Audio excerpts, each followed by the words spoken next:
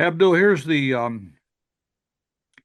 kind of one of the analogies to from those days to today. When Evan Bayh came on the scene, and when he explored his candidacy for governor in 1988, we had had 20 years of Republican governorship before that. 4 years of Whitcomb, 8 years of Bowen, and 8 years of Orr. Fast forward to today, the Republicans will hold the governorship for 24 years with Daniels, Holcomb, Braun, Pence. I don't know if that's unprecedented, a 24-year run, but it's got to be pretty close to it with four men holding the office. You come to a point where people may say it's time for a change. And I'm not saying that's the case. I'm not saying that it isn't. I haven't seen any of the recent polls, and I'm not sure. I'm not sure what the basic tenor is. But you also have Reagan going off the national scene, highly popular president, left office with great numbers. His poll numbers were high when he left office. People forget that after 8 years, and people tire of candidates, but they didn't tire of him. Uh, you will have Trump, who is a dominant figure, I think, perhaps historically in the country in a lot of ways. Uh, Forgetting all the controversy that may surround him, you have to say he's a dominant figure, and he will not be on the ballot again, of course.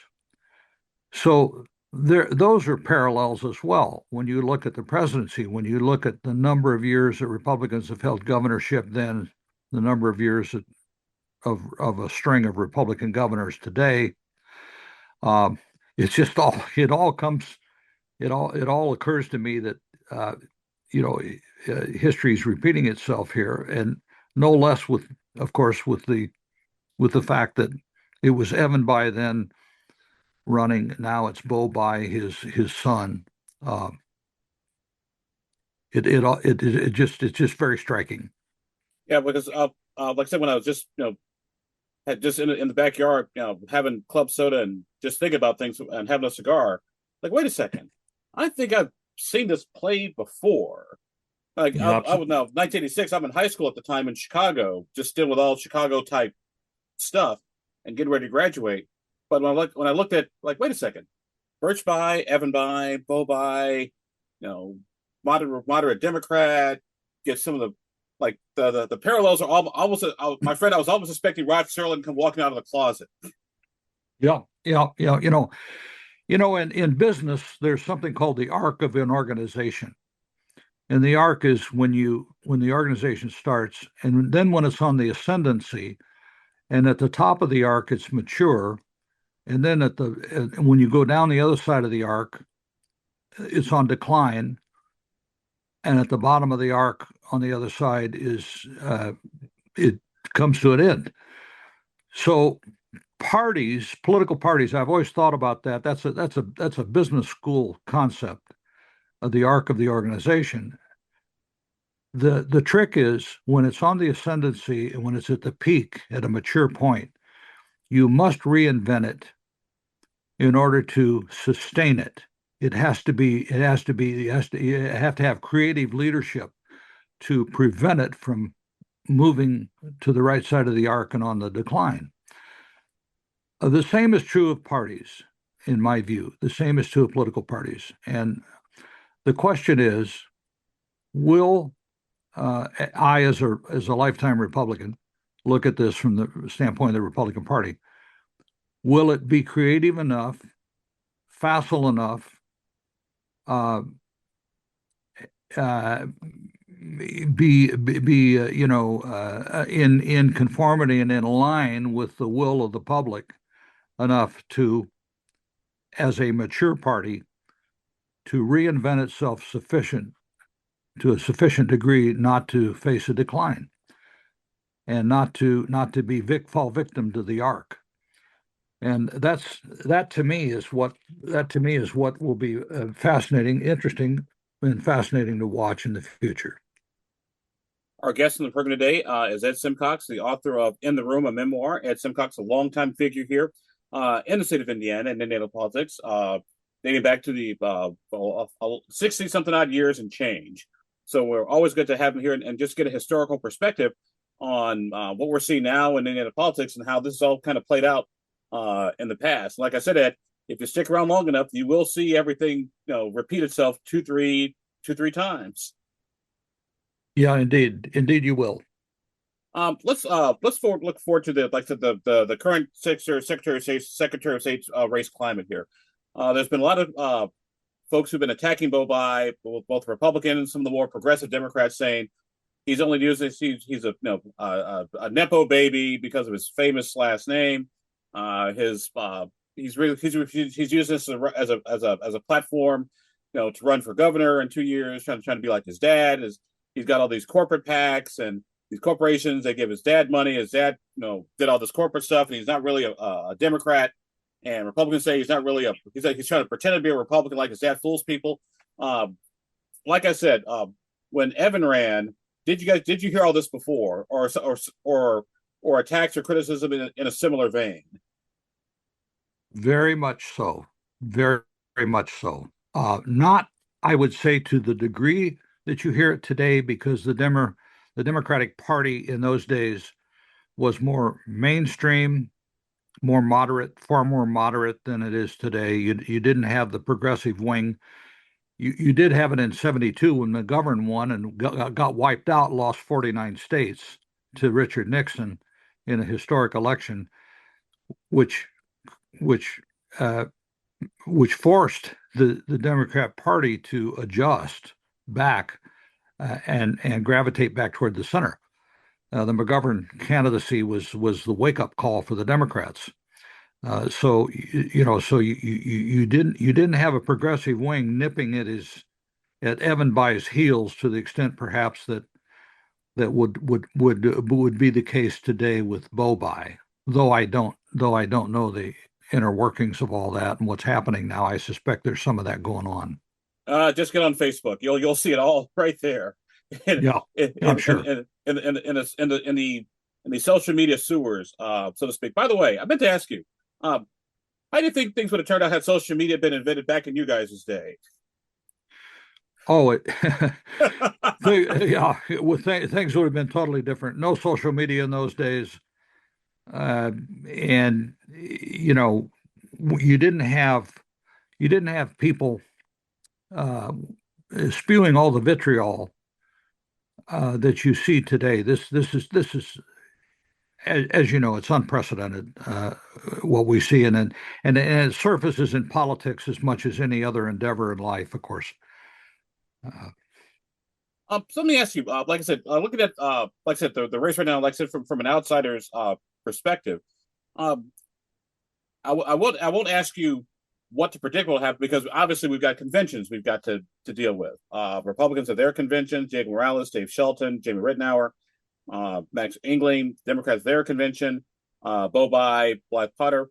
As someone who has chaired a convention, actually run a couple conventions, uh, as someone as on the phone with someone today, like the most important person between now and the end of June, July, are the delegates themselves.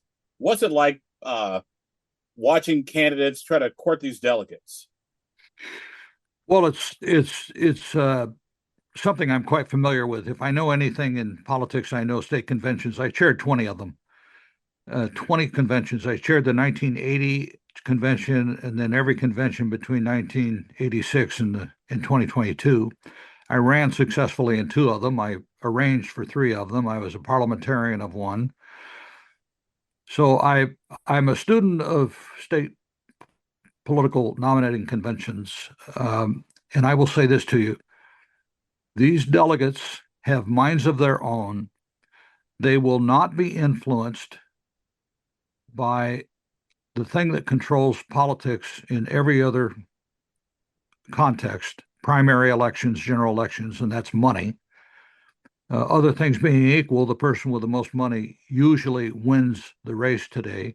That is not the case in state conventions. State convention uh, campaigning is retail politics.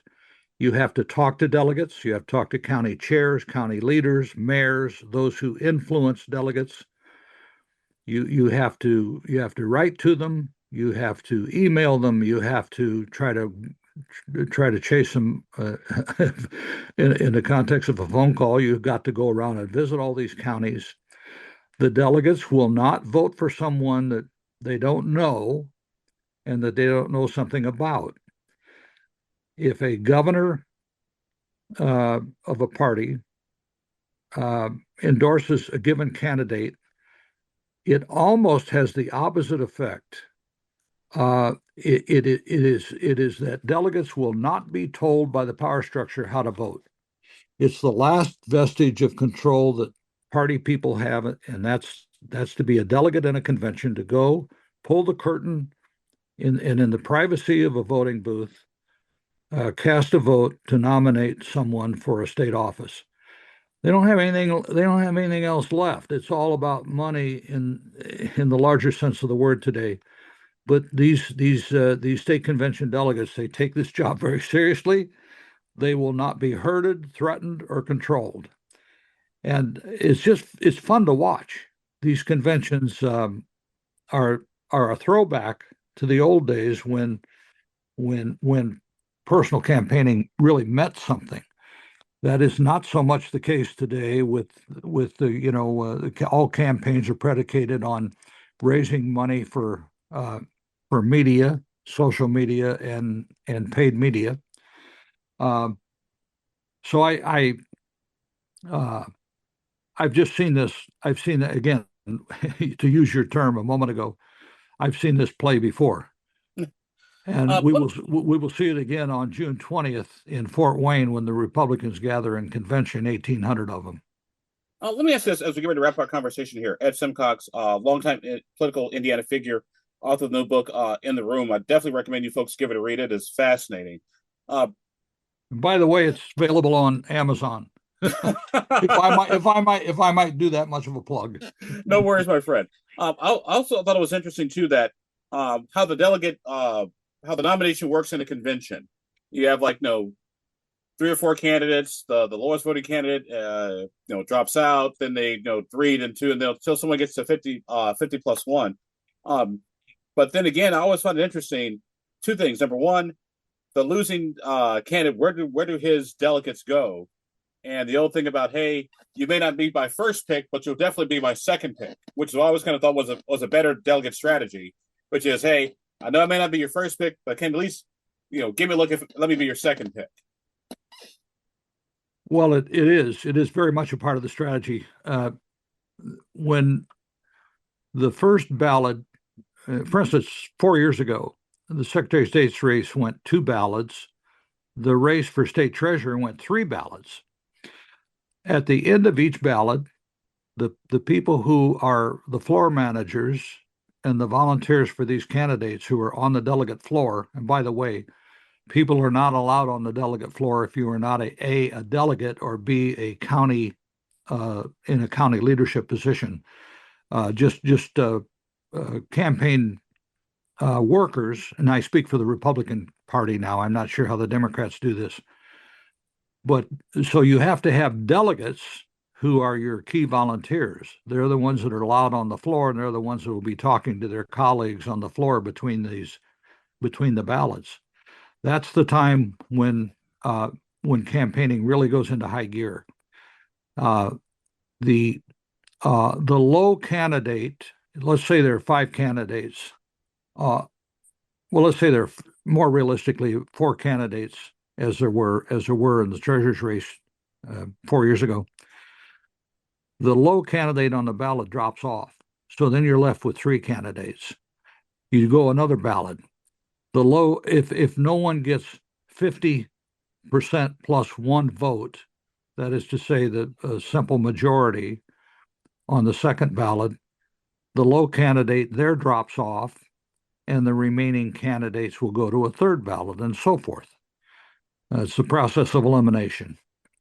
And the politicking is furious on the floor of the convention because the voting takes as much as 20 minutes, as much as 30 minutes. During that time, there's a lot going on, a lot of horse trading, a lot of talking, a lot of persuading.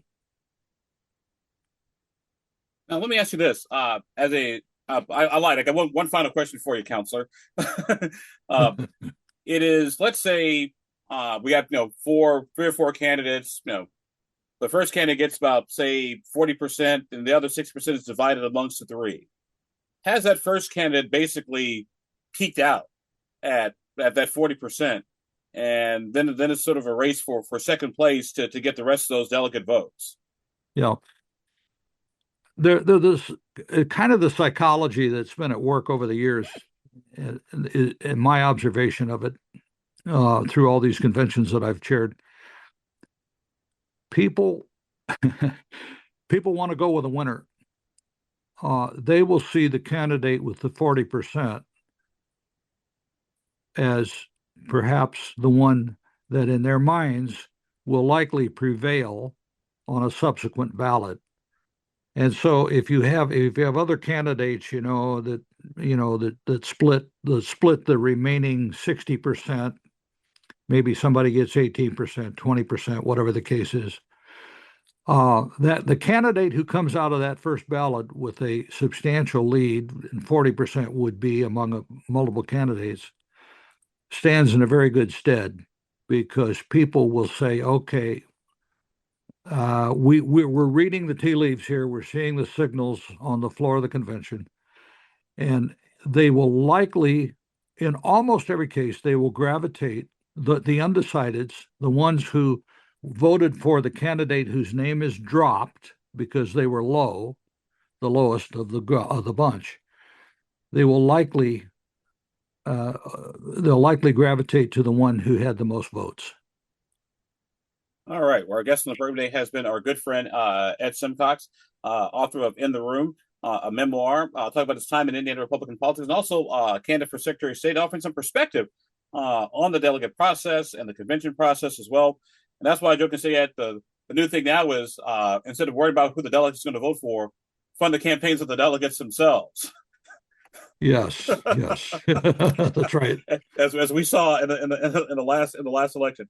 And my friend, thank you very much for being with us. Always good to talk to you, sir. And by the way, when I read your book, I felt like I was going down the history memory lane because these are people who I met in politics at the top of their game. The people who are the head of organizations and the whole nine yards. It's kind of interesting sort of watch them kind of come up through the ranks. So, my friend, thank you very much for being with us today. Yeah, thank you so much. I've enjoyed it, Abdul. Thank you.